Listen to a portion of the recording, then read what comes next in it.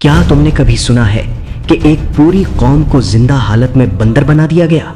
وہ کون لوگ تھے اور انہوں نے ایسا کیا کیا تھا کہ اللہ کا عذاب اس قدر خوفناک نازل ہوا؟ یہ قصہ ہے بنی اسرائیل کے ایک گروہ کا۔ ایک بستی سمندر کے کنارے آباد، خاموش پانی، مگر اندر ایک آزمائش چھپی ہوئی تھی۔ اللہ نے ان پر ایک خاص حکم نازل کیا۔ ہفتے کا دن، یوم سبت، اس دن شکار مکمل طور پر حرام کر دیا گیا۔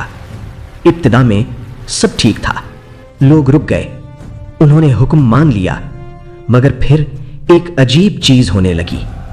ہفتے کے دن مچھلیاں کثرت سے سطح پانی پر آنے لگیں، اتنی زیادہ کہ جیسے پانی زندہ ہو گیا ہو، اور باقی دنوں میں وہ غائب ہو جاتی۔ یہ صرف اتفاق نہیں تھا، یہ ایک آزمائش تھی۔ لوگوں کے دلوں میں ہلچل شروع ہوئی، خواہش اور حکم الہی کے درمیان کشمکش۔ پھر ایک گروہ نے سوچا، ہم حکم تو نہیں توڑیں گے، بس ایک راستہ نکال لیں گے۔ انہوں نے کیا کیا؟ وہ ہفتے کے دن جال بچھا دیتے، مچھلیاں خود آ کر پھنس جاتی اور اتوار کو آرام سے انہیں نکال لیتے۔ ظاہری طور پر وہ سبت کا احترام کر رہے تھے، لیکن حقیقت میں وہ اللہ کو دھوکہ دینے کی کوشش کر رہے تھے۔ یہ وہ لمحہ تھا جب گناہ صرف عمل نہیں رہا بلکہ سوچ بن گیا۔ بستی کے اندر 3 گروہ بن گئے، ایک وہ جو گناہ کر رہے تھے، دوسرے وہ جو انہیں روک رہے تھے، اور تیسرے جو خاموش تھے۔ روکنے والوں نے کہا، اللہ سے ڈرو، یہ واضح نافرمانی ہے۔ مگر جواب آیا، ہم کچھ غلط نہیں کر رہے، ہم تو بس طریقہ بدل رہے ہیں۔ یہ جملہ ان کی تباہی کی بنیاد بن گیا۔ وقت گزرتا گیا، انکار بڑھتا گیا اور دل سخت ہوتے گئے۔